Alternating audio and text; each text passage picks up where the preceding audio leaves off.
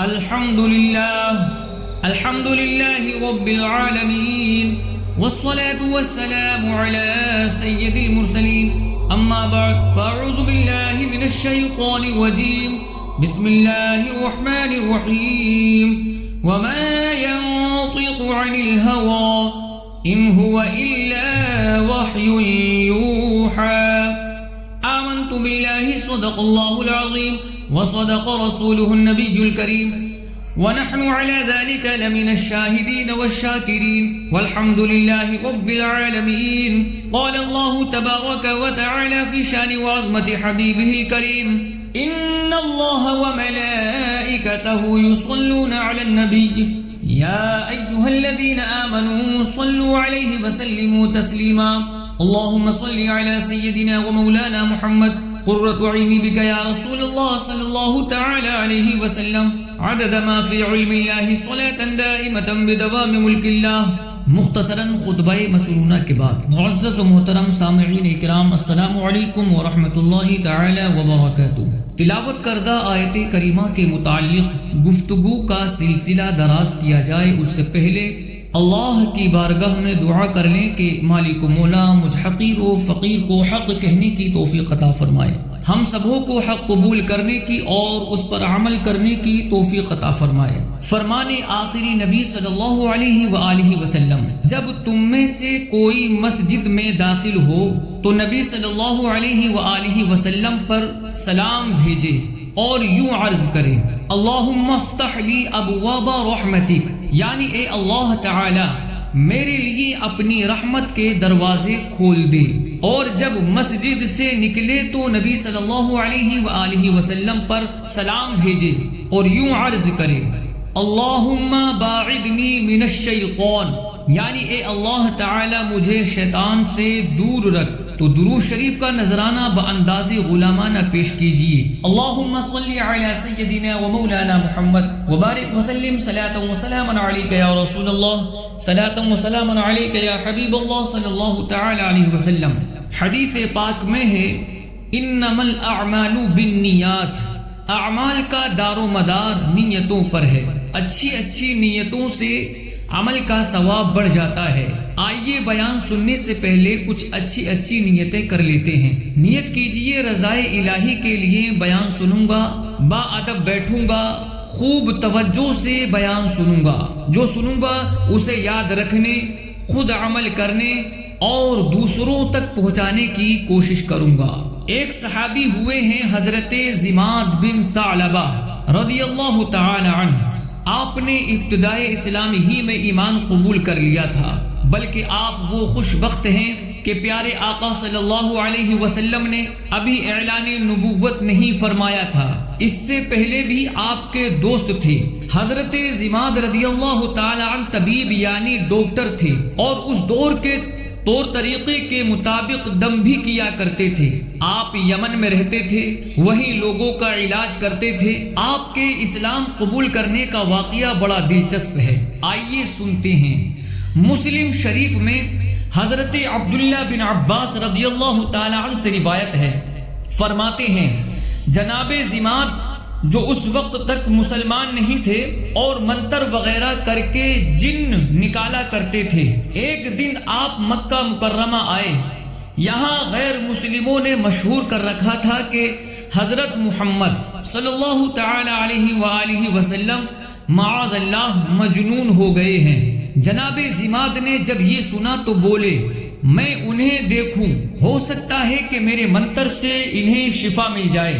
چنانچہ جناب زماد بارگاہ رسالت میں حاضر ہو گئے. سبحان اللہ، اس پاک بارگاہ کی تو کیا شان ہے. مولانا حسن رضا خان رحمت اللہ تعالی علیہ لکھتے ہیں ان کے جلووں میں ہیں یہ دلچسپیاں، جو وہاں پہنچا وہیں کا ہو گیا. خیر، جناب زماد نے رسول ذیشان صلی اللہ علیہ وآلہ وسلم کی خدمت میں عرض کیا میں جن نکالنے کا منتر جانتا ہوں، اللہ تعالیٰ نے میرے ہاتھ میں شفا بھی رکھی ہے، کیا آپ کو دم کر دوں؟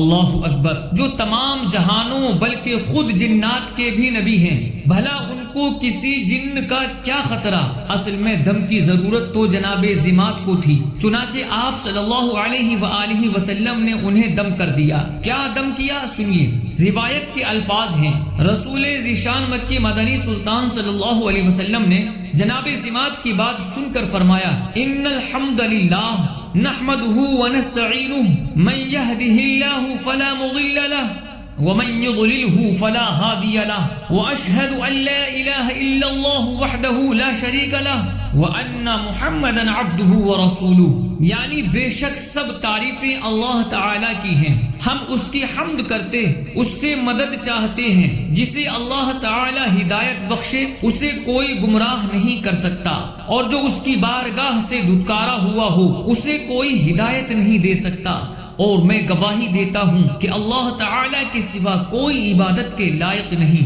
وہ تنہا ہے، اس کا کوئی شریک نہیں، اور بے شک محمد اللہ پاک کے بندے اور رسول ہیں۔ پیارے نبی رسول ہاشمی صلی اللہ علیہ وسلم کے یہ چند مبارک جملے جناب ذمات پر اثر کر گئے، کہنے لگے، اے محمد صلی اللہ علیہ وسلم یہ پیارے پیارے کلمات پھر سنائیے۔ آپ صلی اللہ علیہ وسلم نے اپنی بابرکت زبان سے پھر یہی کلمات ارشاد فرمائے۔ جناب ذمات بولے، ایک بار پھر سنا دیجئے۔ آپ صلی اللہ علیہ وسلم نے تیسری بار یہی کلمات ارشاد فرمائے۔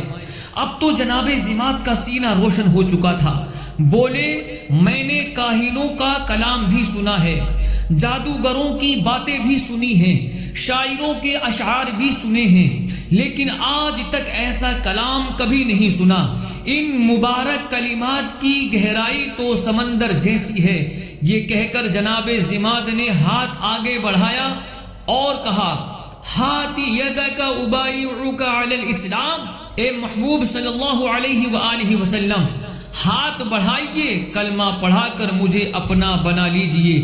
آپ کے در کی عجب توقیر ہے، جو یہاں کی خاک ہے اکسیر ہے، کام جو ان سے ہوا پورا ہوا، ان کی جو تدبیر ہے تقدیر ہے، جس سے باتیں کی انہی کا ہو گیا، واہ کیا تقریر پر تاثیر ہے۔ میرے عزیزو، رسول ذیشان مکی مدنی سلطان صلی اللہ علیہ وسلم کے کلام پاک کی بھی کیا نرالی شان ہے۔ آپ صلی اللہ علیہ وآلہ وسلم سر تاپا معجزہ ہی معجزہ ہے، ہاتھ مبارک بھی معجزہ ہے، آنکھ مبارک بھی معجزہ، بینی یعنی ناک مبارک بھی معجزہ، قربان جائیے دہن مبارک یعنی منہ کا اندرونی حصہ بھی معجزہ ہے۔ اس دہن مبارک میں بننے والا لعاب شریف یعنی تھوک مبارک کھاری یعنی نمکین کنویں میں پڑ جائے تو اسے میٹھا کر دیتا ہے، نکلی ہوئی آنکھ میں لگے تو آنکھ ٹھیک بھی ہو جاتی ہے، پہلے سے زیادہ روشن بھی ہو جاتی ہے، ٹوٹے ہوئے بازو پر لگے تو بازو جڑ جاتا ہے، کسی کے منہ میں چلا جائے تو سب گندی عادات سے نجات بخش دیتا ہے۔ اس دہن مقدس سے نکلے ہوئے الفاظ کی یہ تاثیر ہے کہ کانوں کے رستے دل میں اترتے ہیں اور دل کی تمام سیاہیاں دور کر کے دل کو روشن اور چمکدار کر دیتے ہیں۔ میرے عزیزو، حضرت ذمات رضی اللہ تعالی عنہ جیتے جاگتے انسان تھے، ان میں روح بھی تھی، سانسیں بھی چل رہی تھی، صرف دل مردہ تھا۔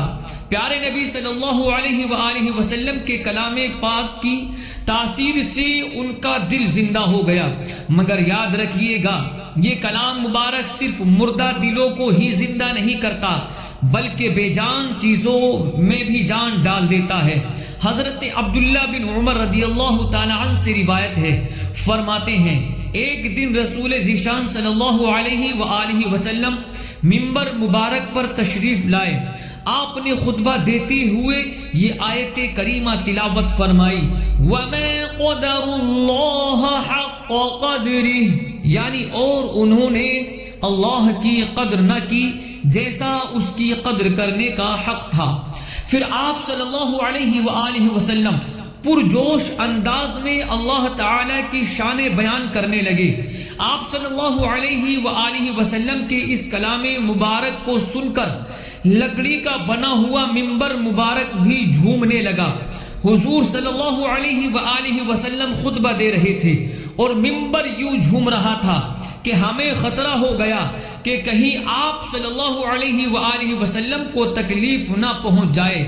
اس کی باتوں کی لذت پہ لاکھوں درود، اس کے خطبے کی ہیبت پہ لاکھوں سلام، مصطفیٰ جان رحمت پہ لاکھوں سلام، شمع بزم ہدایت پہ لاکھوں سلام، پیارے آقا صلی اللہ علیہ وسلم کی مبارک باتوں کی لذت پر لاکھوں درود ہوں، اور آپ کے رعب دار خطبے پر لاکھوں سلام ہوں۔ مداح حبیب مولانا جمیل رضوی رحمت اللہ تعالی علیہ لکھتے ہیں، قرآن کلام باری ہے اور تیری زبان سے جاری ہے، کیا تیری فصاحت پیاری ہے اور تیری بلاغت کیا کہنا، باتوں سے ٹپکتی لذت ہے، آنکھوں سے برستی رحمت ہے، خطبے سے چمکتی ہیبت ہے، اے شاہ رسالت کیا کہنا۔ صلی اللہ علی النبی الامی وآلہ صلی اللہ تعالی علیہ وآلہ وبارک وسلم۔ میرے بزرگوں اور دوستوں، یہاں غور کرنے کی ایک بات ہے، کلام کسے کہتے ہیں؟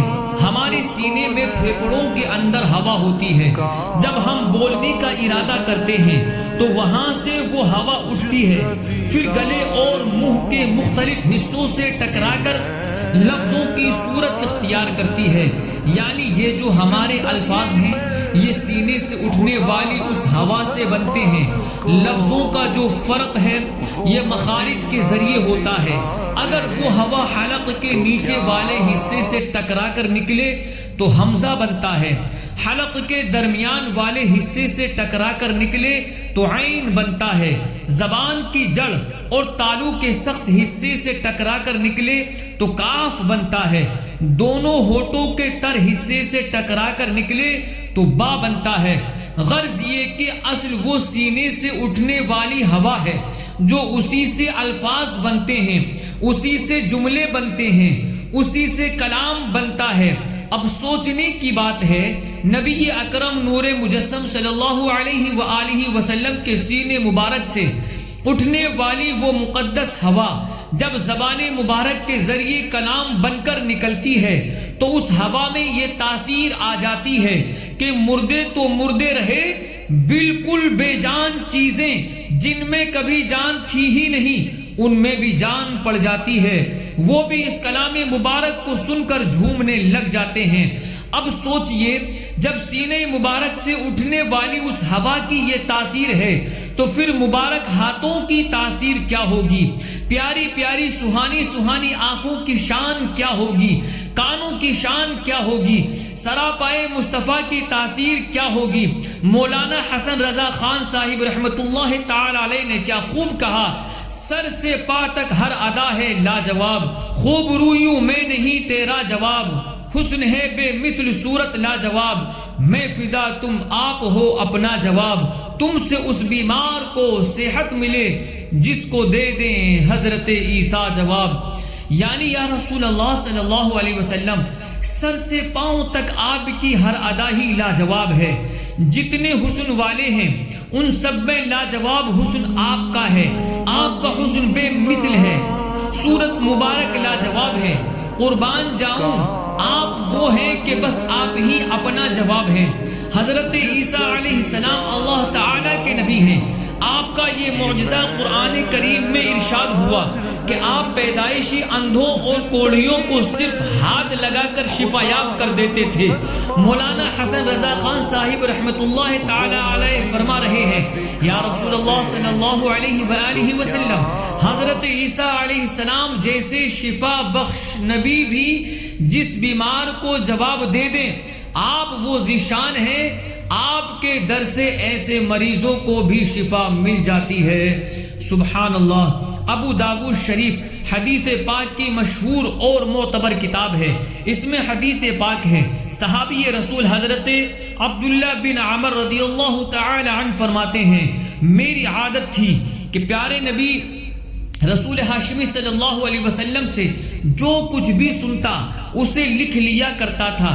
قریش کے کچھ لوگ مجھے کہنے لگے، اے عبداللہ، انسان کی کیفیات و کنڈیشن بدلتی رہتی ہیں، کبھی آدمی غصے میں ہوتا ہے، کبھی خوشی کی کیفیت ہوتی ہے، لہٰذا آپ صلی اللہ علیہ وآلہ وسلم کی ہر بات نہ لکھا کرو۔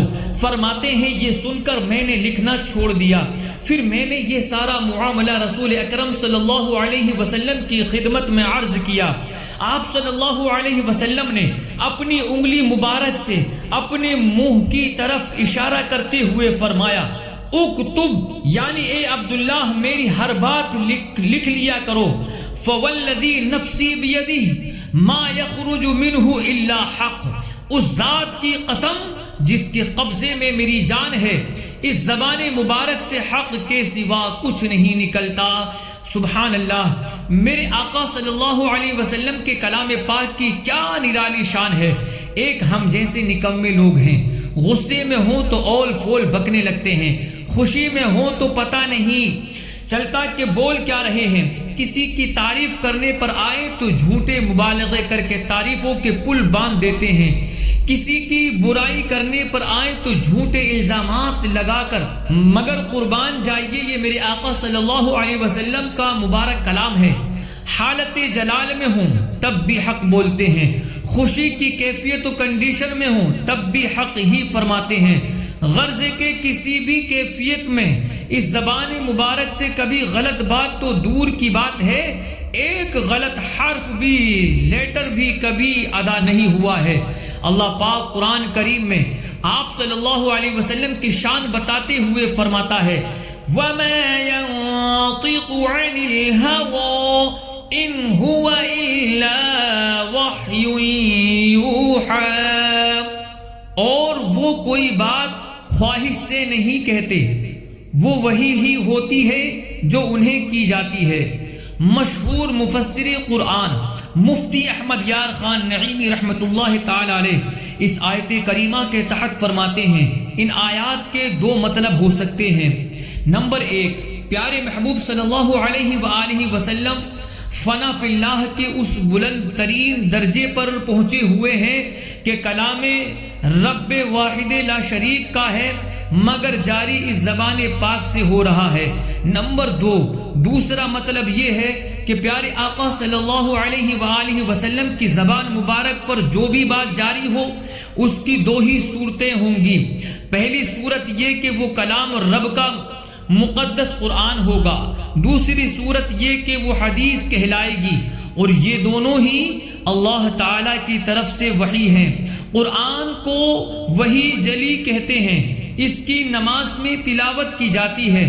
حدیث پاک کو وحی خفی کہتے ہیں، اس کی نماز میں تلاوت نہیں ہوتی۔ وما ينطق عن الهوى سے ہے روشن، زبان مقدس پہ حق بولتا ہے۔ میرے عزیزو، ان قرآنی آیات سے معلوم ہو گیا کہ پیارے محبوب صلی اللہ علیہ وآلہ وسلم جب بھی ہونٹوں کو کھولتے ہیں، زبان پاک کو حرکت دیتے ہیں، تو اس میں نفس کی خواہش کا کچھ بھی حصہ شامل نہیں ہوتا۔ اعلیٰ حضرت امام اہل سنت امام احمد رضا خان رحمت اللہ تعالی علیہ فرماتے ہیں وہ دہن جس کی ہر بات وحی خدا، چشمہ علم و حکمت پہ لاکھوں سلام، مصطفیٰ جان رحمت پہ لاکھوں سلام، شمع بزم ہدایت پہ لاکھوں سلام۔ مشہور صحابی رسول حضرت انس بن مالک رضی اللہ تعالی عنہ کے چھوٹے بھائی تھے، حضرت ابو عمیر رضی اللہ تعالی عنہ، یہ ننھے بچے تھے اور انہوں نے ایک چڑیا پال رکھی تھی، اس کے ساتھ کھیلا کرتے تھے۔ ایک دن پیارے آقا صلی اللہ علیہ وآلہ وسلم ان کے گھر تشریف لائے، کیا دیکھا کہ حضرت ابو عمیر رضی اللہ تعالی عنہ غمگین بیٹھے ہوئے ہیں۔ آپ صلی اللہ علیہ وآلہ وسلم نے پوچھا اسے کیا ہوا؟ عرض کی گئی یا رسول اللہ صلی اللہ علیہ وسلم ان کی چڑیا مر گئی ہے۔ پیارے نبی صلی اللہ علیہ وسلم نے ان کا دل بہلانے کے لیے فرمایا یا ابا عمیر ما فعل النغیر، یعنی اے ابو عمیر چڑیا کا کیا ہوا؟ اب یہ ایک خاص واقعہ ہے، مختصر سی بات ہے۔ آپ صلی اللہ علیہ وآلہ وسلم منبر پر خطبہ ارشاد نہیں فرما رہے تھے، درس نہیں دے رہے تھے، نیکی کی دعوت ارشاد نہیں فرما رہے تھے، کسی آیت کی تشریح نہیں ہو رہی تھی، بلکہ عام نارمل حالت ہے۔ ہمارے ہاں بھی بچے بعض دفعہ غمگین ہو جاتے ہیں، اداس ہوتے ہیں، ہم بھی انہیں بہلاتے ہیں، مگر قربان جائیے پیارے آقا صلی اللہ علیہ وآلہ وسلم نے صرف ایک غمگین بچے کو بہلانے کی خاطر، ان کے دل کو تسکین دینے کی خاطر صرف 2 جملے ارشاد فرمائے۔ آپ صلی اللہ علیہ وسلم کا یہ فرمان ذیشان بھی دین میں بڑا مقام رکھتا ہے، ایسا مقام کہ علماء اکرام نے اس حدیث پاک کے 400 علمی مسئلے نکالے ہیں۔ سبحان اللہ، یہ شان کلام مصطفیٰ ہے۔ آپ صلی اللہ علیہ وسلم صرف مزاح میں کلام فرمائیں تو اس سے کسی کام کی صرف ترغیب نہیں، ترغیب ہلکی ہوتی ہے۔ ترغیب تو ہم عام لوگوں کے جملوں سے بھی لے سکتے ہیں۔ اللہ والے جو ہوتے ہیں وہ بچوں کی معمولی باتوں سے بھی عبرت کے مدنی پھول نکال لیا کرتے ہیں، یعنی ترغیب اور چیز ہوتی ہے، علمی مسائل اور ہوتے ہیں۔ قربان جائیے محبوب ذیشان صلی اللہ علیہ وآلہ وسلم کے مزاح بھرے کلام پاک سے 400 علمی مسائل اخذ کیے جا رہے ہیں۔ جب مزاح بھرے کلام کی یہ شان ہے تو آپ صلی اللہ علیہ وسلم منبر مبارک پر جو خطبہ ارشاد فرماتے تھے ان کی شان کیا ہوگی؟ اعلیٰ حضرت رحمت اللہ تعالی علیہ لکھتے ہیں نا، میں نثار تیرے کلام پر ملی یوں تو کس کو زبان نہیں، میں نثار تیرے کلام پر ملی یوں تو کس کو زبان نہیں، وہ سخن ہے جس میں سخن نہ ہو، وہ بیاں ہے جس کا بیاں نہیں۔ میرے عزیزو، مطلب یہ ہے ہر کلام کرنے والے کے کلام پر اعتراض ہو سکتا ہے، مگر اے میرے آقا صلی اللہ علیہ وآلہ وسلم، میں آپ کے کلام پر قربان جاؤں، آپ کا کلام بے عیب ہے اور آپ ایسی گفتگو فرماتے ہیں جس کی خوبیاں بیان کرنے سے ہم قاصر ہیں۔ حضرت ابو ہریرہ رضی اللہ تعالی عنہ فرماتے ہیں، ایک دن پیارے آقا صلی اللہ علیہ وآلہ وسلم نے فرمایا، میں جو خبر بھی تمہیں دیتا ہوں وہ یقیناً اللہ تعالی کی طرف سے ہوتی ہے، اس میں کسی قسم کا شک و شبہ نہیں ہوتا۔ صحابہ کرام رضی اللہ تعالی عنہم نے عرض کیا، یا رسول اللہ صلی اللہ علیہ وآلہ وسلم، آپ ہم سے خوش طبعی بھی تو فرماتے ہیں، کیا یہ خوش طبعی والا کلام بھی حق ہوتا ہے؟ فرمایا، انی لا اقول الا حقا، بے شک میں حق کے سوا کچھ نہیں کہتا۔ سبحان اللہ۔ میرے عزیزو، یہ مزاح مصطفیٰ کی شان ہے کہ مزاح میں بھی جو کچھ فرماتے ہیں حق ہی فرماتے ہیں، کبھی بھی زبان مبارک پر ناحق بات آتی ہی نہیں ہے۔ پسند حق تعالی تیری ہر بات، تیرے انداز خوش، تیری ادا خوش۔ میرے عزیزو، یہاں ہمارے لیے بھی ایک سبق ہے۔ ہمارے آقا صلی اللہ علیہ وآلہ وسلم کی کیا شان ہے؟ وَمَا يَنطِقُ عَنِ الْهَوَىٰ، یعنی اور وہ کوئی بات خواہش سے نہیں کہتے۔ ہمارے آقا صلی اللہ علیہ وسلم نفس کی خواہش سے کلام نہیں فرماتے۔ اب غور فرمائیے ہمارا حال کیا ہے؟ شاید ہماری 100 میں سے 99 باتیں خواہش نفس ہی کی وجہ سے ہوتی ہیں۔ دل چاہا باتیں کروں، کرنا شروع ہو گئے، دل چاہا خوش گپیاں ہوں، خوش گپیاں شروع ہو گئی۔ نفس چاہتا ہے ہم اپنے منہ میاں مٹھو بننا، یعنی اپنے منہ اپنی ہی تعریفیں کرنا شروع کر دیتے ہیں، اپنی پوشیدہ نیکیاں ظاہر کرنا، ان پر اپنی بڑائیاں بیان کرنا شروع کر دیتے ہیں۔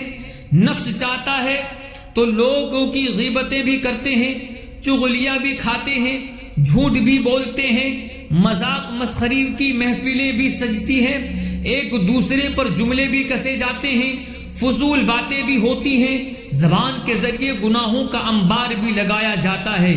یہ حقیقت ہے، یہ ریئلٹی ہے کہ ہم پر وحی نہیں آئے گی، وحی کا دروازہ بند ہے۔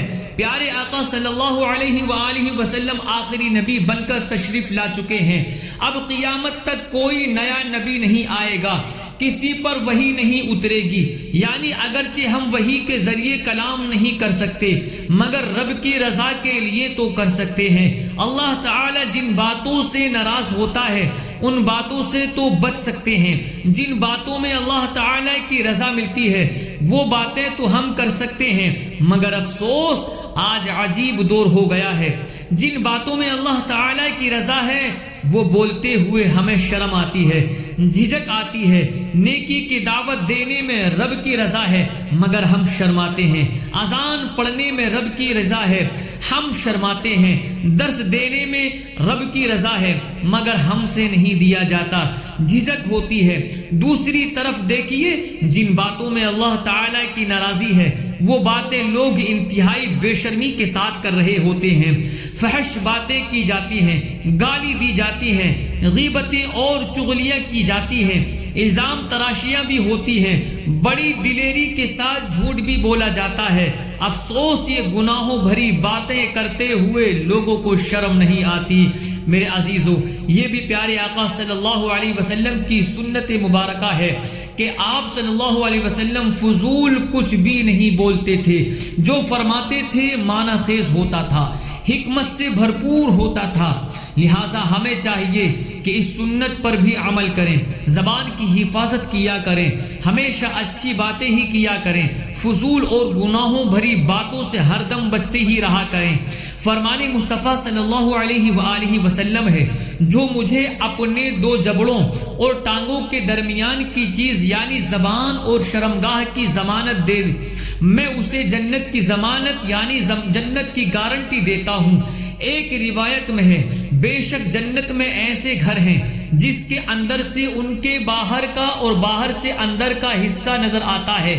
ایک دیہاتی نے عرض کیا، یا رسول اللہ صلی اللہ علیہ وسلم یہ کس کے لیے ہے؟ تو پیارے آقا صلی اللہ علیہ وسلم نے فرمایا، جو اچھی گفتگو کرے، کھانا کھلائے، مسلسل روزے رکھے اور رات کو جب لوگ سو جائیں تو نماز پڑھے۔ ایک اور حدیث پاک میں ہے، اچھی بات صدقہ ہے۔ میرے عزیزو، ہمارے آقا و مولا صلی اللہ علیہ وآلہ وسلم کی ہر بات، ہر فرمان حق ہے، حق اور حق ہے۔ اس زبان پاک سے جو لفظ بھی نکلا حق ہی نکلا، حق کے سوا کچھ نہیں نکلا۔ یہ بات اپنی جگہ حق ہے۔ اس کے ساتھ ساتھ صحابی رسول حضرت عبداللہ بن مسعود رضی اللہ تعالی عنہ نے آپ صلی اللہ علیہ وسلم کی ایک اور شان بھی بیان کی ہے۔ فرماتے ہیں، هو الصادق المصدوق، یعنی پیارے آقا صلی اللہ علیہ وآلہ وسلم صادق بھی ہیں، مصدوق بھی ہیں، یعنی سچے بھی ہیں، اور اللہ تعالیٰ نے شان بھی عطا فرمائی کہ جو فرما دیتے ہیں ویسا ہی ہو جاتا ہے۔ کسی شاعر نے اسے یوں بیان کیا کہ تمہارے منہ سے جو نکلی وہ بات ہو کے رہی، کہا جو دن کو کہ شب ہے تو رات ہو کے رہی۔ یعنی پیارے آقا صلی اللہ علیہ وسلم کی شان یہ ہے کہ جو فرما دیتے ہیں ویسا ہو جاتا ہے۔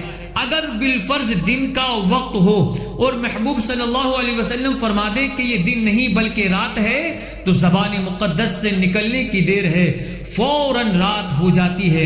ایک صحابی رضی اللہ تعالی عنہ ہوئے ہیں، ان کا اصل نام کیا ہے کسی کو نہیں پتا۔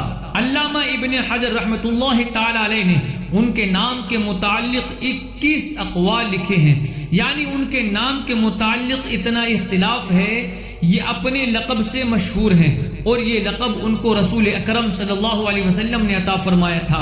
ان کو حضور صلی اللہ علیہ وسلم کا لقب اتنا پسند آ گیا کہ اسی سے مشہور ہو گئے۔ وہ لقب کیا ہے؟ لقب ہے سفینہ، یعنی کشتی۔ حضرت سفینہ رضی اللہ تعالی عنہ بڑے مشہور صحابی ہیں۔ ان کو یہ لقب کیوں ملا؟ اس تعلق سے آپ خود فرماتے ہیں، ایک مرتبہ پیارے آقا صلی اللہ علیہ وسلم کہیں تشریف لے جا رہے تھے، صحابہ اکرام رضی اللہ تعالی عنہم بھی ساتھ میں تھے۔ صحابہ اکرام رضی اللہ تعالی عنہم کے پاس جو سامان تھا وہ اٹھانے میں انہیں دشواری ہو رہی تھی۔ رحم و کرم فرمانے والے آقا صلی اللہ علیہ وسلم نے جب یہ دیکھا تو مجھ سے فرمایا، اپنی چادر بچھاؤ۔ میں نے چادر بچھا دی۔ صحابہ اکرام رضی اللہ تعالی عنہم سے فرمایا، سب اپنا سامان اس چادر پر رکھ دو۔ سب نے سامان رکھ دیا۔ اب وہ سارا سامان چادر میں باندھ کر میرے اوپر رکھ دیا گیا۔ آپ صلی اللہ علیہ وسلم نے فرمایا، احمل فانما انت سفینہ، اسے اٹھاؤ، بے شک تم سفینہ یعنی کشتی ہو۔ روایات میں ہے اس واقعے کے بعد حضرت سفینہ رضی اللہ تعالی عنہ کی یہ حالت تھی کہ ایک اونٹ کا بوجھ اکیلے اٹھا لیا کرتے تھے۔ وہ زبان جس کو سب کن کی کنجی کہیں، اس کی نافذ حکومت پہ لاکھوں سلام، مصطفیٰ جان رحمت پہ لاکھوں سلام، شمع بزم ہدایت پہ لاکھوں سلام۔ ایک مرتبہ پیارے آقا صلی اللہ علیہ وآلہ وسلم صحابہ اکرام رضی اللہ تعالی عنہم کے ساتھ کہیں تشریف لے جا رہے تھے۔ راستے میں ایک جگہ ایک کنواں آیا، اس کا پانی کڑوا تھا۔ آپ صلی اللہ علیہ وسلم نے پوچھا اس کا نام کیا ہے؟ کہا گیا اس کا نام بیسان ہے۔ آپ صلی اللہ علیہ وسلم نے فرمایا بل ہوا نعمان، نہیں بلکہ یہ نعمان ہے۔ روایات میں ہے کہ آپ صلی اللہ علیہ وسلم کی زبان مبارک سے بس یہ نام نکلنے کی دیر تھی، وہ کنواں جس کا پانی پہلے کڑوا تھا نام بدلنے سے میٹھا ہو گیا۔ سبحان اللہ، یہ ہے کلام مصطفیٰ کی تاثیر، جو فرما دیتے ہیں ویسا ہو جاتا ہے۔ یہاں غور کرنے کی بات ہے، سائنسی لحاظ سے پانی نمکین اور کڑوا اس وقت ہوتا ہے جب اس میں باہر سے کچھ چیزیں مل جاتی ہیں۔ پانی کا اصل فارمولا H2O، یعنی 2 حصے ہائیڈروجن ہو اور 1 حصہ آکسیجن ہو تو پانی بن جاتا ہے۔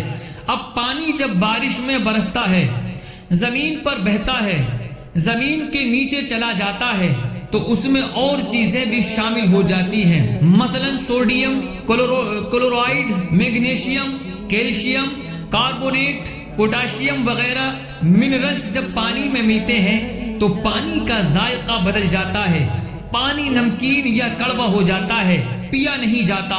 پھر ان معدنیات کو نکالنے کے لیے ہمارے ہاں لاکھوں کے پلانٹس لگائے جاتے ہیں، کئی قسم کے کیمیکلز ڈال کر، لاکھوں روپے خرچ کر کے، کتنا سارا ٹائم لگانے کے بعد پانی میں سے اضافی معدنیات و منرلز نکالے جاتے ہیں، پھر بھی پانی کا وہ اصل ذائقہ واپس نہیں آتا۔ سوچنے کی بات ہے، کوئی پلانٹ نہیں لگایا گیا، پانی کو چھانا اور فلٹر بھی نہیں کیا گیا، اس میں لعاب یعنی تھوک مبارک بھی نہیں ڈالا گیا، بس آپ صلی اللہ علیہ وسلم نے نام ہی بدلا ہے۔ اتنا کہنے ہی سے پانی میں شامل تمام اضافی معدنیات نکل بھی گئی، پانی نکھر کر صاف بھی ہو گیا، اور صاف بھی ایسا ہوا کہ اس کی حقیقت ہی بدل گئی۔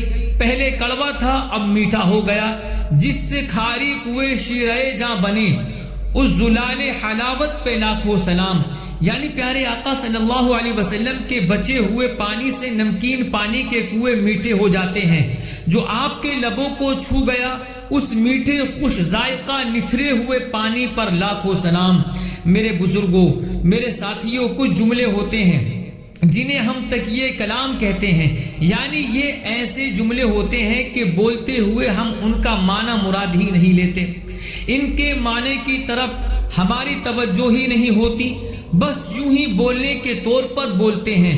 جیسے ماؤں کی عادت ہوتی ہے، کہتی ہیں تیرا ستیہ ناس ہو، تیرا بیڑا تر جائے۔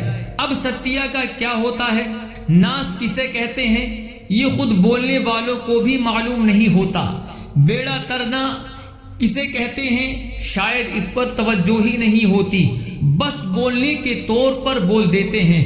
ہمارے آقا صلی اللہ علیہ وسلم کی شان مبارک ہے کہ صرف تکیہ کلام کے طور پر بھی جو ارشاد فرما دیتے ہیں وہ بھی حق ہو جاتا ہے۔ فقیہ العصر مفتی امین صاحب رحمت اللہ تعالی علیہ لکھتے ہیں، ایک عالم صاحب تھے، وہ بیمار ہو گئے، بہت علاج کروایا مگر درد بڑھتا گیا، جوں جوں دوا کی، ان کا مرض بڑھتا ہی گیا، یہاں تک کہ بستر کے ساتھ لگ گئے۔ ایک دن ان کی قسمت جاگی، سوئے ہوئے تھے، خواب میں بیمار دلوں کے چین نانے حسنین صلی اللہ علیہ وآلہ وسلم تشریف لے آئے۔ علماء تو علماء ہوتے ہیں، کوئی بھی حالت ہو علم کے پیاسے ہی رہتے ہیں۔ ان عالم صاحب کے خواب میں حضور صلی اللہ علیہ وآلہ وسلم تشریف لائے تو انہوں نے خواب میں بھی علم ہی کی بات پوچھی، کسی حدیث شریف سے متعلق عرض کیا، یا رسول اللہ صلی اللہ علیہ وسلم کیا یہ حدیث یوں ہے جیسے میں عرض کر رہا ہوں؟ اب ایسے موقع پر ہم عام طور پر کہہ دیا کرتے ہیں اللہ تیرا بھلا کرے، یہ بات یوں نہیں بلکہ یوں ہے۔ تو آپ صلی اللہ علیہ وسلم نے خواب میں تشریف لا کر ایک سوال کا جواب دیتے ہوئے فرمایا لا عفاک اللہ، اللہ پاک تمہیں عافیت بخشے۔ یہ حدیث یوں نہیں ہے۔ جب ان عالم صاحب کی آنکھ کھلی تو کیا دیکھتے ہیں؟ وہ بیماری جو لاکھ علاج کے باوجود جاتی نہیں تھی، محبوب صلی اللہ علیہ وسلم کے فرمان کے صدقے بیماری جا چکی تھی۔ وہ عالم صاحب بالکل تندرست اور ہیلتھی ہو چکے تھے۔ سبحان اللہ، کیا شان ہے میرے آقا صلی اللہ علیہ وسلم کی۔ اس زبان پاک سے جو نکلتا ہے ہو کر رہتا ہے۔ آپ صلی اللہ علیہ وسلم نے وصال ظاہری کے کئی سال بعد بیداری میں نہیں بلکہ خواب میں تشریف لا کر باقاعدہ دعا دی نہیں، بطور تکیے کلام ایک جملہ ارشاد فرمایا۔ اس خواب میں بولے گئے تکیے کلام کی یہ تاثیر ہے کہ جیسا فرمایا تھا فوراً ویسا ہی ہو گیا۔ مصدر حکمت و آیات وہ مبارک دہن، نافذ جس کی ہر بات وہ مبارک دہن، جس کی فراخی سے سیراب اپنے پر آئے، چشمہ آب حیات وہ مبارک دہن۔ میرے عزیزوں، میرے ساتھیوں، کلام مصطفیٰ کا ایک یہ بھی معجزہ ہے کہ آپ صلی اللہ علیہ وآلہ وسلم کو جوامع الکلم عطا کیے گئے ہیں۔ جوامع الکلم کا مطلب ہے کم سے کم لفظوں میں بہت زیادہ مفہوم سمو دینا، جسے ہم کہتے ہیں سمندر کو کوزے میں بند کر دینا۔ کوزہ کتنا سا ہوتا ہے؟ چھوٹا سا۔ سمندر کتنا بڑا ہوتا ہے؟ یعنی سمندر کی طرح بہت زیادہ باتوں کو ایک چھوٹے سے جملے میں بیان کر دینا، اسے جوامع الکلم کہا جاتا ہے۔ مسلم شریف میں حدیث پاک ہے، رسول اکرم صلی اللہ علیہ وسلم نے فرمایا، مجھے انبیاء اکرام علیہ السلام پر 6 باتوں میں فضیلت دی گئی۔ ان میں سے 2 باتیں یہ ہیں۔ نمبر 1، اعطیت جوامع الکلم، مجھے جوامع الکلم کا معجزہ عطا کیا گیا۔ نمبر 2، وختم بی النبیون، اور میرے ذریعے سلسلہ نبوت ختم کر دیا گیا۔ میرے عزیزو، جوامع الکلم یعنی کم لفظوں میں زیادہ باتیں بیان کر دینا، یہ محبوب صلی اللہ علیہ وآلہ وسلم کا معجزہ ہے۔ اور الحمدللہ یہ معجزہ بھی اس بات کی دلیل ہے کہ آپ آخری نبی ہیں۔ پہلے جو انبیاء کرام علیہ السلام تشریف لاتے تھے کسی خاص قوم کے نبی ہوتے تھے، ان کی ہدایات کا زمانہ بھی خاص ہوتا تھا، پھر دوسرے نبی تشریف لے آتے تھے۔ ہمارے نبی صلی اللہ علیہ وآلہ وسلم چونکہ آخری نبی ہیں، آپ ساری مخلوق کے نبی ہیں، قیامت تک آپ ہی کی ہدایات پر عمل ہوگا۔ یعنی آپ صلی اللہ علیہ وسلم نے قیامت تک آنے والے ہر دور کے لیے، ہر صدی کے لیے، ہر طرح کے معاشرے و سوسائٹی کے لیے، ہر طبقے کے لیے اور ہر ایک کی زندگی کے ایک ایک لمحے کے لیے ہدایات دینی تھی۔ اور وقت کتنا تھا؟ 23 سال۔ لہٰذا اللہ تعالیٰ نے آپ کو جوامع الکلم کا معجزہ عطا فرمایا۔ شان یہ ہے کہ آپ صلی اللہ علیہ وسلم مختصر لفظوں میں بات ارشاد فرماتے ہیں اور اس میں اتنے معانی اور اتنے مفہوم بیان کر دیتے ہیں کہ قیامت تک آنے والوں کی ہدایت کے لیے کافی ہو جاتے ہیں۔ مسلم شریف میں حدیث پاک ہے، حضرت ابو زید رضی اللہ تعالی عنہ فرماتے ہیں، ایک دن رسول اکرم صلی اللہ علیہ وسلم نے فجر کی نماز پڑھائی، پھر منبر پر تشریف لائے، خطبہ شروع فرمایا۔ آپ صلی اللہ علیہ وسلم بیان فرماتے رہے یہاں تک کہ ظہر کا وقت ہو گیا۔ آپ منبر سے نیچے تشریف لائے، ظہر کی نماز ادا کی، پھر خطبہ شروع فرما دیا یہاں تک کہ عصر کا وقت ہو گیا۔ آپ نیچے تشریف لائے، عصر کی نماز ادا کی، پھر خطبہ شروع فرمایا یہاں تک کہ مغرب کا وقت ہو گیا۔ پس جو کچھ پہلے ہو چکا تھا اور جو قیامت تک ہونا تھا اس دن آپ صلی اللہ علیہ وسلم نے سب کچھ بیان فرما دیا۔ صحابہ فرماتے ہیں اس دن کے بعد سے یہ حالت تھی، ہم کسی واقعے کو دیکھتے تو یوں لگتا جیسے یہ واقعہ پہلے بھی ہوا ہے، جب ذہن پر ذرا زور دیتے تو یاد آتا کہ یہ تو وہی بات ہے جو اس دن آپ صلی اللہ علیہ وسلم نے بتا دی تھی۔ سبحان اللہ۔ اس حدیث پاک میں ایک تو پیارے آقا صلی اللہ علیہ وسلم کے علم غیب کا بیان ہے کہ آپ صلی اللہ علیہ وسلم قیامت تک کی خبریں جانتے ہیں۔ پھر یہ غور فرمائیے کہ صرف 1 صدی کی تاریخ لکھنی ہو تو سینکڑوں صفحات لگتے ہیں۔ علامہ ذہبی رحمۃ اللہ تعالی علیہ کی کتاب ہے تاریخ الاسلام، اس میں آپ نے صرف 7 صدیوں کے اہم واقعات کو ذکر کیا ہے۔ 15 جلدوں کی کتاب ہے اور ایک جلد کے صفحات 500 سے زیادہ ہیں۔ کوئی پڑھنے چاہے کتنا ہی ماہر ہو، ان 7 صدیوں کی تاریخوں کو ایک دن میں پڑھ نہیں سکے گا، مگر قربان جائیے یہ کلام مصطفیٰ صلی اللہ علیہ وسلم کی شان ہے۔ قیامت تک آنے والی کئی صدیوں کی خبریں، وہ بھی صرف اہم واقعات نہیں بلکہ تفصیلی خبریں آپ صلی اللہ علیہ وسلم نے صرف ایک دن میں ارشاد فرما دی۔ یہ ہے جوامع الکلم کی شان۔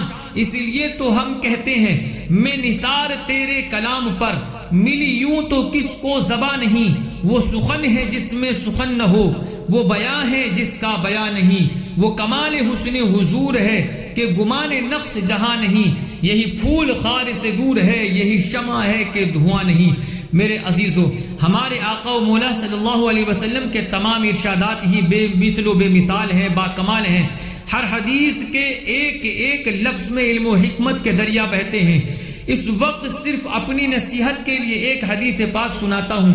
حضرت واثلہ رضی اللہ تعالی عنہ سے روایت ہے، رسول اکرم صلی اللہ علیہ وسلم نے فرمایا، خیر شبابکم من تشبہ بکہولکم، تم میں بہترین نوجوان وہ ہے جو بوڑھوں سے مشابہت رکھتا ہو، وشر کہولکم من تشبہ بشبابکم، اور تم میں بدترین بوڑھا وہ ہے جو نوجوانوں کے ساتھ مشابہت رکھتا ہو۔ سبحان اللہ، کیا کلام ذیشان ہے۔ یقین مانیے دنیا اور آخرت کے لحاظ سے کامیاب زندگی گزارنے کے لیے صرف یہ ایک نصیحت ہی کافی ہے۔ دیکھیے ہماری زندگی کے 3 حصے ہیں، نمبر 1 بچپن، نمبر 2 جوانی، نمبر 3 بڑھاپا۔ بچہ جو نابالغ ہو وہ تو شرعی احکام کا پابند نہیں ہے۔ اس کے بعد 2 حصے بچے، جوانی اور بڑھاپا۔ پیارے آقا صلی اللہ علیہ وسلم نے ایک لائن میں زندگی کے یہ دونوں حصے گزارنے کا طریقہ بتا دیا ہے کہ بہترین نوجوان بننا چاہتے ہو تو اپنی سیرت اور کردار کو ایسا بنا لو جیسے بوڑھوں کا ہوتا ہے، اور بڑھاپا اچھا گزارنا چاہتے ہو تو ایسی باتوں اور کردار سے بچ جاؤ جو جوانوں کا ہوتا ہے۔ یہاں غور فرمائیے، ہمارے ہاں بڑھاپے سے متعلق کیا تصورات و خیالات ہوتے ہیں، کلپنائیں ہیں۔ مثلا کوئی بوڑھے میاں ہوں اور مچل کر ڈانس کر رہے ہوں، ہم دیکھ کر کیا کہیں گے؟ میاں بوڑھے ہو گئے ہو، ٹانگیں قبر میں لٹک رہی ہیں، اب اللہ اللہ کرو، یہ کوئی عمر ہے ناچنے کی؟ اسی طرح بوڑھے میاں ہر وقت آئینے کے سامنے کھڑے ہو کر بال سنوارنے، کریم پاؤڈر وغیرہ کرنے میں لگے رہتے ہوں، کیا کہا جائے گا؟ میاں اب تمہاری یہ عمر نہیں ہے۔ بوڑھے میاں پارک میں، ساحل سمندر پر، بازاروں میں معاذ اللہ غیر محرموں پر نظریں جماتے ہوں، بد نگاہی کرتے ہوں، فلمیں ڈرامے دیکھتے ہوں، ذرا سی بات پر آستینیں چڑھا لیتے ہوں، گالی بکتے ہوں، اس عمر میں بھی بڑے بڑے محلات کے خواب دیکھتے ہوں، داڑھی مڈاتے ہوں، نمازیں نہ پڑھتے ہوں، غلط مشورے دیتے ہوں، دوسروں کا جینا حرام کرتے ہوں، فضول کھیلوں میں لگے رہتے ہوں، غرض گناہوں بھرے اور فضول کاموں میں زندگی گزار رہے ہوں، تو ہم دیکھ کر کیا کہیں گے؟ یہی کہ عام طور پر یہی کہا جاتا ہے، میاں بوڑھے ہو گئے، خیال کرو اب اللہ اللہ کرنے کی عمر ہے۔ یعنی ہمارے ذہنوں میں یہ بات جمی ہوئی ہے کہ جو بوڑھا ہے اسے چاہیے کہ اللہ اللہ کرے، نمازیں پڑھے، داڑھی بڑھائے، نیکیوں میں جلدی کرے، خوب عبادت کیا کرے، حج پر جائے، عمرہ کرے، دنیا کی رنگینیوں سے منہ پھیرے، اللہ اور رسول کی یادوں میں دل لگائے۔ اب بوڑھا ہو گیا، اب بس اپنی آخرت کی تیاری کرے، دنیا داری سے جتنا ہو سکے دور ہی رہا کرے۔ یہ بڑھاپے سے متعلق ہمارے تصورات ہیں۔ رسول ذیشان صلی اللہ علیہ وسلم نے فرمایا، خیر شبابکم من تشبہ بکہولکم، یعنی یہ تصورات جو بوڑھوں سے متعلق رکھے جاتے ہیں، بہترین نوجوان وہ ہیں جو اپنی جوانی ہی میں ایسے کاموں میں لگ جاتے ہیں۔ یہ جوانی گزارنے کا سبق ہے۔ بڑھاپا کیسے گزارنا ہے؟ فرمایا، وَشَرُّ كُهُولِكُم مَّن تَشَبَّهَ بِشَبَابِكُم، تم میں بدترین بوڑھا وہ ہے جو بڑھاپے میں بھی نوجوانوں جیسا مشابہت اختیار کرتا ہے۔ ہمارے ہاں عام طور پر نوجوانی سے متعلق تصورات کیا ہیں؟ دنیا دار قسم کے غافل نوجوان زندگی کیسے گزارتے ہیں؟ انہیں کنگھی پاؤڈر سے ہی فرصت نہیں ملتی، غفلتوں میں زندگی گزارتے ہیں، نمازوں کی طرف نہیں آتے، اوباش قسم کی حرکتیں کرتے ہیں، گلیوں میں گھومتے ہیں، فلمیں ڈرامے دیکھتے ہیں، گندی باتیں کرتے ہیں، عشق مجازی کے چکر میں پھنستے ہیں، غیر محرموں میں دلچسپی لیتے ہیں، ون ویلنگ کرتے ہیں، سیر و تفریح کو ہی زندگی کا مقصد سمجھتے ہیں، کھانے پینے اور جان بنانے کی طرف ہی توجہ رکھتے ہیں، شرابیں پیتے ہیں، گل چھلے اڑاتے ہیں، شور شرابہ کرتے ہیں، آخرت کی رغبت نہیں رکھتے، لمبی امیدوں میں مبتلا رہتے ہیں، عموماً جوانی میں داڑھی نہیں رکھی جاتی، بڑے بڑے محلات کے خواب دیکھے جاتے ہیں، اور ایسی بہت ساری باتیں ہیں جو نوجوان کر رہے ہوتے ہیں۔ پیارے آقا صلی اللہ علیہ وسلم نے بوڑھوں کو سمجھایا کہ شرکم من تشبہ بشبابکم، یعنی بدترین بوڑھا وہ ہے جو ایسے برے نوجوانوں والی حرکتیں کرتا ہے۔ سبحان اللہ، کیسی زبردست نصیحت ہے! جوانی کیسی گزارنی ہے، بڑھاپا کیسے گزارنا ہے، اس پر پوری کتابیں لکھی جا سکتی ہیں، مگر رسول اکرم صلی اللہ علیہ وسلم نے پوری زندگی کا نصاب ایک جملے میں ارشاد فرما دیا ہے۔ پھر ہم کیوں نہ کہیں کہ میں نثار تیرے کلام پر ملی یوں تو کس کو زبان نہیں، وہ سخن ہے جس میں سخن نہ ہو، وہ بیاں ہے جس کا بیاں نہیں۔ یہ پیارے آقا صلی اللہ علیہ وسلم کے کلام پاک کے کچھ شانیں میں نے عرض کی۔ سچ یہی ہے کہ زندگیاں ختم ہوئیں اور قلم ٹوٹ گئے، تیرے اوصاف کا ایک باب بھی پورا نہ ہوا۔ ابھی اس موضوع پر اور بہت کچھ کہا جا سکتا ہے، بہت کچھ لکھا جا سکتا ہے، مگر حقیقت یہ ہے کہ ہم ان کی شان بیان کرنے کا حق ادا کر ہی نہیں سکتے۔ اے رضا خود صاحب قرآن ہے مداح حضور، تجھ سے کب ممکن ہے پھر مدحت رسول اللہ کی۔ بس اللہ پاک ہمیں پیارے آقا صلی اللہ علیہ وسلم کی سچی پکی غلامی، سچا عشق اور سنتوں کا دیوانہ بننے کی توفیق نصیب فرمائے، آمین بجاہی خاتم النبیین صلی اللہ تعالی علیہ وآلہ وسلم۔ میرے عزیزو، بیان کو اختتام کی طرف لاتے ہوئے سنت کی فضیلت اور چند آداب زندگی بیان کرنے کی سعادت حاصل کرتا ہوں۔ تاجدار رسالت شہنشاہ نبوت صلی اللہ علیہ وآلہ وسلم نے فرمایا، من احب سنتی فقد احبنی ومن احبنی کان معی فی الجنہ، جس نے میری سنت سے محبت کی اس نے مجھ سے محبت کی، اور جس نے مجھ سے محبت کی وہ جنت میں میرے ساتھ ہوگا۔ فرمان آخری نبی رسول ہاشمی صلی اللہ علیہ وسلم، جب تم کسی بندے کو دیکھو کہ اسے دنیا سے بے رغبتی اور کم بولنے کی نعمت عطا کی گئی ہے تو اس کی قربت و صحبت اختیار کرو، کیونکہ اسے حکمت دی جاتی ہے۔ میرے عزیزو، مسکرا کر اور خندہ پیشانی سے بات چیت کیجیے، مسلمانوں کی دلجوئی کی نیت سے چھوٹوں کے ساتھ شفقت بھرا اور بڑوں کے ساتھ ادب والا لہجہ رکھیے، انشاءاللہ تعالی ثواب بھی ملے گا اور چھوٹے بڑے سب آپ کی عزت کریں گے۔ چلا چلا کر بات کرنا سنت نہیں، اچھی نیتوں کے ساتھ چھوٹے بچوں سے بھی آپ جناب سے گفتگو کی عادت بنائیے، آپ کے اخلاق بھی انشاءاللہ تعالی عمدہ ہوں گے اور بچے بھی آداب سیکھیں گے۔ بات چیت کرتے وقت پردے کی جگہ ہاتھ لگانا، انگلیوں کے ذریعے بدن کا میل چھڑانا، دوسروں کے سامنے بار بار ناک کو چھونا یا ناک یا کان میں انگلی ڈالنا، تھوکتے رہنا اچھی بات نہیں، اس سے دوسرے کو گھن آتی ہے۔ جب تک دوسرا بات کر رہا ہو اطمینان سے سنیے، اس کی بات کاٹ کر اپنی بات شروع کر دینا سنت نہیں۔ بات چیت کرتے ہوئے بلکہ کسی بھی حالت میں قہقہا نہ لگائیے کہ سرکار صلی اللہ علیہ وسلم نے کبھی قہقہا نہیں لگایا۔